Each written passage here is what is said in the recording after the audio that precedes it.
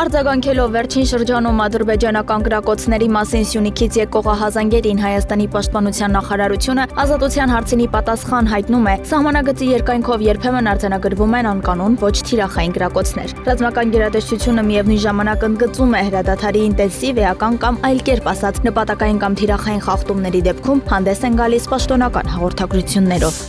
Պաշտպանության նախարարությունը տեղեկացնում է, որ Ադրբեջանի պաշտպանության նախարարության հաղորդագրությունը թե իբր ապրիլի 6-ի երեկոյից մինչև ապրիլի 7-ի ժամը 4:30 ընկած ժամանակահատվածում Հայաստանի զինված ուժերի ստորաբաժանումները կրակ են բացել սահմանագոտու արևելյան եւ հարավ-արևելյան հատվածներում տեղակայված ադրբեջանական դիրքերի ուղղությամբ չի համապատասխանում իրականությանը։ Հիշեցնենք, Հայաստանի Հանրապետության վարչապետի աշխատակազմն առաջարկել է հրադադարի ռեժիմի խախտման դեպքերի եւ կամ այդ մասին տեղեկությունների հետաքննության Հայաստան-Ադրբեջան համատեղ մեխանիզմ ստեղծել, ինչին մինչև օրս Ադրբեջանը չի արձագանքել։ Նախագահ Վահագն Խաչատուրյանն Արաբական Միացյալ Էմիրությունների նախագահ Շեյխ Մոհամմադ բին Զայեդ Այլ Նահյանի հրավերով աշխատանքային այցով մեկնել է Արաբական Միացյալ Էմիրություններ Աբու Դաբիի ամենամյա ներդրումային համաժողովին մասնակցելու համար։ Այցի շրջանակներում նախատեսվում են նաև Խաչատուրյանի հանդիպումները Արաբական Միացյալ Էմիրությունների բարձր ղեկավարության ներկայացուցիչների հետ։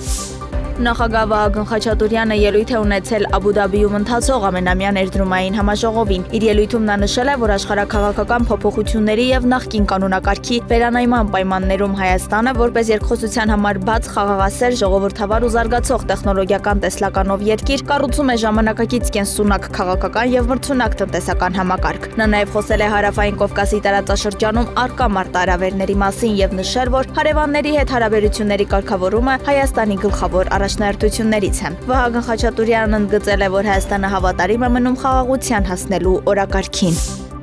Հակոբ Արշակյանը Տաշքենտում հանդիպել է Ֆրանսիայի պատգամավորական պատվիրակության ղեկավար Քսավիե Յակովելիի հետ։ Կողմերը քննարկել են հայ-ֆրանսիական միջխորհրդարանական հարաբերություններին վերաբերող հարցեր, վերահաստատվել է երկկողմ հարաբերությունների ամրապնդման կարևորությունը։ Հակոբ Արշակյանն ընդգծել է Եվրամիության երկրների հետ վիզաների ազատականացման կարևորությունը, որը կնպաստի տնտեսական, սոցիալ-մշակութային կապերի զարգացմանը։ Ազգային ժողովի նախագահի տեղակալը պատվիրակությանը նաև տեղեկացրել է Ադրբեջանի հետ խաղաղության հաստատմանն ուղղված քայլերի մասին, մտահոգություն հայտնելով Ադրբեջանի կեղծ հայտարարությունների պատճառով սահմանային լարվածության սրման կապակցությամբ։ Ընդգծվել է հումանիտար հարցերի լուծման կարևորությունը, նաև հայ գերիների վերադարձը։ Ազգային ժողովի պատգամավորներ Արսեն Թորոսյանը եւ Ծովինար Վարդանյանը միջխորհրդարանական միության 150-րդ վեհաժողովի շրջանակում հանդիպել են Միացյալ Թագավորություն Հայաստան խորհրդարանական բարեկամության խմբի ղեկավար Ջեսիկա Մորդենի, Տեն Քարդենի եւ Լորդ Ռենարդի հետ։ Քննարկել երկկողմ հարաբերություններին, տարածաշրջանային խնդիրներին եւ խաղաղության օրակարգին առնչվող հարցեր։ Հայ խորհրդարանականները տեղեկացրել են, որ Հայաստանի եւ Ադրբեջանի միջև խաղաղության բանակցություններն ավարտվել են եւ խաղաղության պայմանագրի տեքստը համաձայնեցված է։ Երևանում այս սեզոնի օդի որակը էականորեն բարելավվել է, ինչի մասին վկայում են ամբողջ քաղաքում տեղադրված 173 օդի վերահսկման սարքավորումները։ Երևանի քաղաքապետարանի գործակարգավարական խորհրդակցության ընթացքում այս մասին տեղեկացրեց քաղաքապետ Տիգրան Ավինյանը։ Քաղաքապետարանի քառամյա գործողությունների ծրագրում ներառված են մի շարք միջոցառումներ ուղղված մթնոլորտային օդի աղտոտման նվազեցմանը։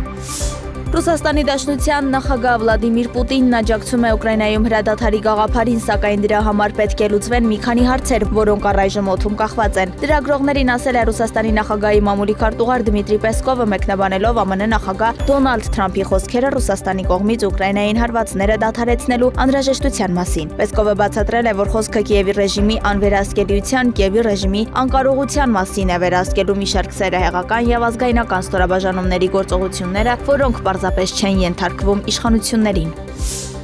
Ցանկացած արտաքին ագրեսիա Իրանի նկատմամբ կհանգեցնի երկրի զինված ուժերի կոշտ պատասխանին, հայտարարել է Իսլամական Հանրապետության արտաքին գործերի նախարարության պաշտոնական ներկայացուցիչ Էսմայիլ Բաղային, մեկնաբանելով Իրանի միջուկային օբյեկտներին հարվածելու հնարավորության մասին ԱՄՆ-ի եւ Իսրայելի պաշտոնյաների հայտարարությանը։ Իրանի Իսլամական Հանրապետության զինված ուժերը մշտապես պահպանում եւ կատարելագործում են ցանկացած սպառնալիքի դիմակայելու իրենց ունակությունը։ Մենք ամբողջ ուժով կպատասխանենք մեր երկրի դեմ ցանկացած հարձակման եւ ագրեսիայի։ Նրանք, ովքեր սպառնում են Իրանին, պետք է իմանան, որ եթե այդ սպառնալիքներն իրականացվեն, ապա նրանք անմիջապես համապարփակ պատասխան կստանան, ասել է դիվանագետը։ Խոսնակը նաև նախազգուշացրել է հարևան երկրներին իրենց տարածքը հարթակ չդարձնել Իրանի վրա հարձակումների համար։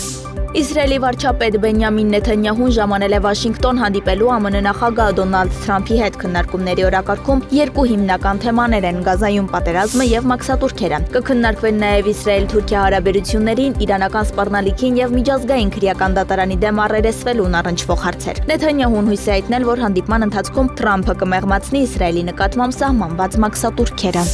Ամերիկայի Միացյալ Նահանգների բոլոր 50 նահանգներում ավելի քան 1400 բողոքի ցույց է անցկացվել նախագահ Դոնալդ Թրամփի եւ նրա գործընկեր միլիարդատեր Իլոն Մասկի քաղաքականության դեմ։ Ընդհանուր առմամբ ձեռքերը թեռու կարգախոսով ցույցերին մասնակցել է մոտ 600,000 մարդ, հայտնում է CNN-ը։ Դա ամենամեծ համազգային ակցիան է Թրամփի Սպիտակ տան վերադարձից հետո։ Ըստ Associated Press-ի եւ Reuters-ի ցույցերը կազմակերպել են 150 տարբեր հասարակական խմբեր։ Հանրահավաքներից առաջ կազմակերպիչները Թրամփին ներկայացրել են 3 հիմնական պահանջ՝ վերջ տալ միլիարդատերների կողմից իշխանության զավթմանը, դադարեցնել սոցիալական ծրագրերի եւ Մեդիսեյդի դաշնային ֆինանսավորման կրճատումներն ու փոքրամասնությունների վրա հարձակումները։ Հանրահավաքների մասնակիցները դեմ են արտահայտվել նաեւ տասնյակ հազարավոր պետական աշխատողների կրճատումներին եւ դաշնային գերատեսչությունների փակմանը։ Իսրայելական բանակը խոստովանել է, որ իր զինվորները սխալ են թույլ տվել մարտի 23-ին Գազայի հատվածում սպանել են շտապօգնության 15 աշխատակիցների, հաղորդում է BBC-ն։ Պաղեստինյան Կարմիր մահիկի շտապօգնության մեքենաների շարասյունը, Մայկի մեքենան եւ Գազայի հրշեջ մեքենան կրակի տակ էին հայտնվել Ռաֆահի մոտակայքում։ Իսրայելը հայտարարել էր, որ բանակը կրակ է բացել, քանի որ շարասյունը կասկածելի է թվացել։ Մեքենաները շարժվել են մթության մեջ առանց լուսարձակների կամ թարթող լույսերի եւ տրանսպորտային միջոցների տեղաշարժը բանակի հետ նախապես համաձայնեցված չի եղել։